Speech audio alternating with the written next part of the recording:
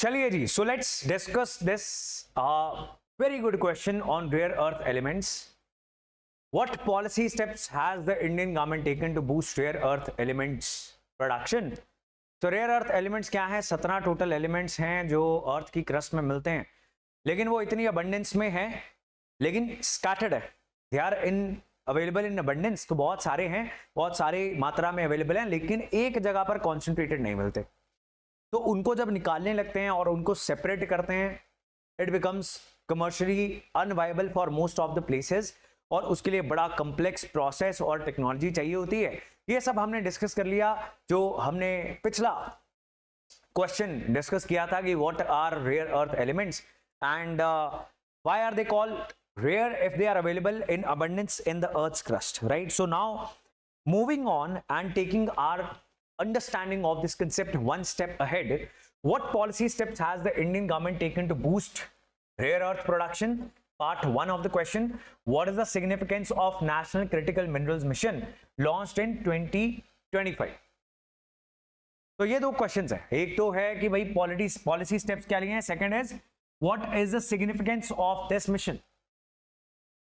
If you want to understand what is this mission, तो हमने अलग से ये डिस्कस किया है. It is available on the YouTube channel as well, right? और ये वीडियो भी अपलोड हो चुकी है a few days back. So make sure इस नेशनल क्रिटिकल मिनरल्स मिशन आपने जरूर इस वीडियो को देखना है अगर आपने ऑलरेडी कवर नहीं किया हो.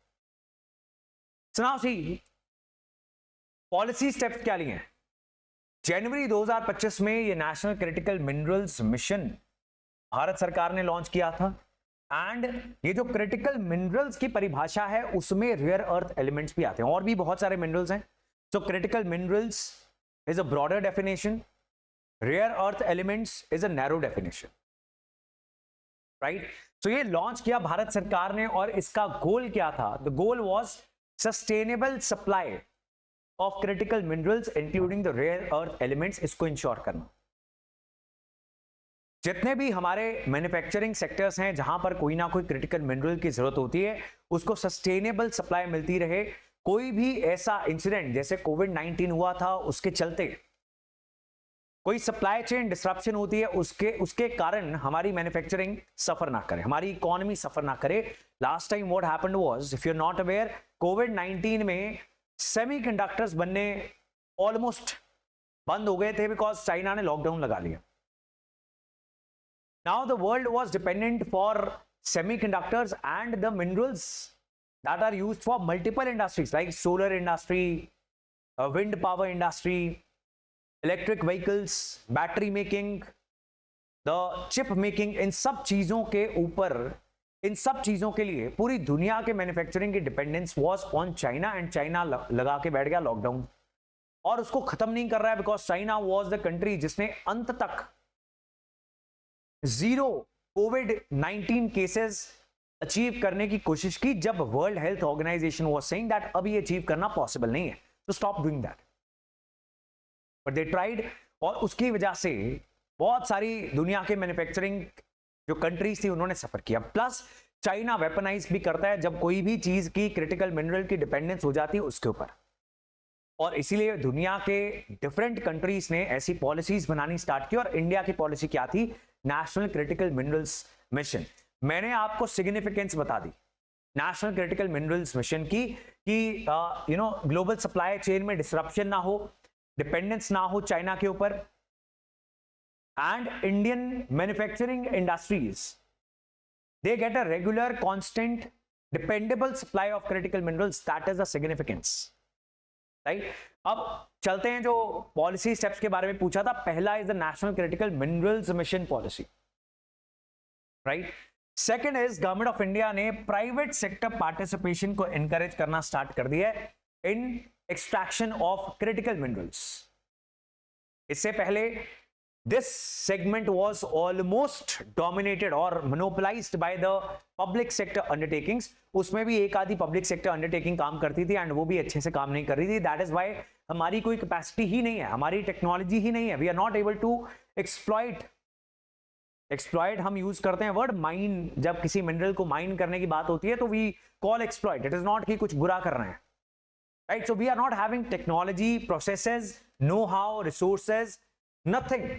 So now the government is going to encourage private sector participation. इसी के साथ साथ भारत सरकार इंटरनेशनल collaborations establish कर रही है with South Korea, with Japan, with Belgium, with America. Right? So there is this initiative known as ICET, Initiative on Critical and Emerging Technologies. As I told you, सारी दुनिया की जो emerging technologies हैं, जो green transition है, वो dependent है कुछ क्रिटिकल मिनरल्स के ऊपर. So India is signing agreements coming into collaboration internationally with multiple countries, and you will find this detail in the model answer as well. वहां पर भी आपको मिल जाएगी, ये कुछ कंट्रीज के नाम वहां पे मिलेंगे. So that is the third initiative that government has taken. Then circular economy को प्रमोट करने की कोशिश की जा रही है. What is circular economy? अब हम ये बात कर रहे हैं कि बहुत सारी चीजों की मैन्युफैक्चरिंग के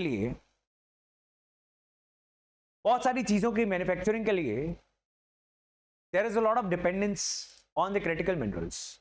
अब जब इन चीजों को मैन्युफैक्चर कर दिया, उसमें ये लग गई, फिर इनका लाइफ साइकिल पूरा हो गया, तो अगर ये रिसाइकल करके उनमें से क्रिटिकल मिनरल्स को एक्सट्रैक्ट करके यूज किया जा सके, इस रीयूज करने की इकोनॉमी को बोलते हैं circular economy, and it applies for anything.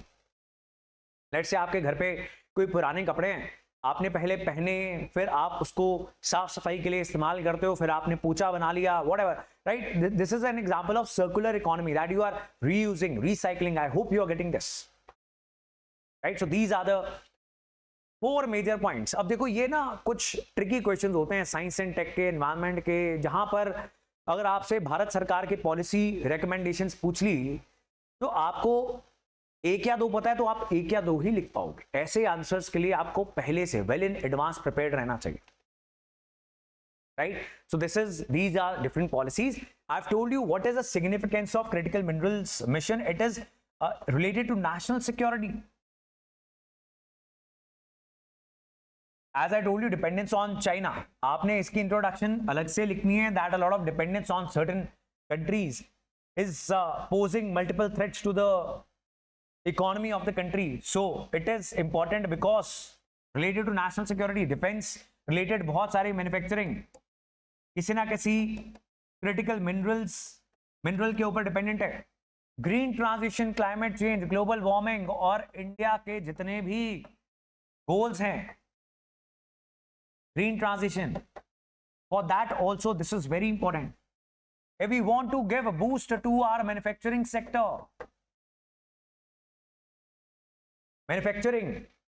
for that also this is very significant. Now if you are supposed to write this answer with introduction, with conclusion in 250 words, if you are supposed to divide this answer into 4 of these points, 3 of these points, इससे ज्यादा आपके पास लिखने का ना ही space है ना ही समय.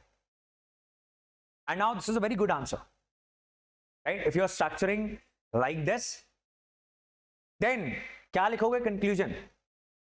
So let's see, I just want to do something. I want you to think some different conclusions. अगर आपके दिमाग में 2 conclusions आ सकती हैं, all the pro members, I hope you are listening.